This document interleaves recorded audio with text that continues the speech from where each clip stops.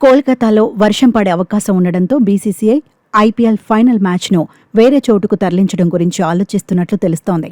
ఈ క్రమంలోనే బీసీసీఐ మాజీ అధ్యక్షుడు సౌరవ్ గంగూలీ కీలక వ్యాఖ్యలు చేశాడు.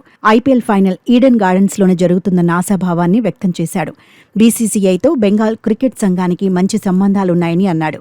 టోనీ సస్పెన్షన్ అనంతరం ఐపీఎల్ లీగ్ దశ మ్యాచ్లను రీషెడ్యూల్ చేసిన బీసీసీఐ ప్లే ఆఫ్స్ వేదికలను ఇంకా అధికారికంగా ఖరారు చేయలేదు.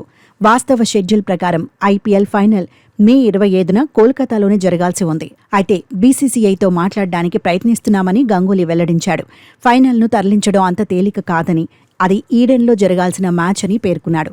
అక్కడే జరుగుతుందని ఆశిస్తున్నానని గంగూలీ ఆశాభావం వ్యక్తం చేశాడు.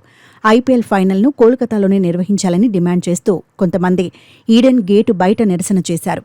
అయితే నిరసనతో పెద్దగా ఉపయోగం ఉండదని, బెంగాల్ క్రికెట్ సంఘంతో బీసీసీఐకి మంచి సంబంధాలున్నాయని గంగూలీ తెలిపాడు.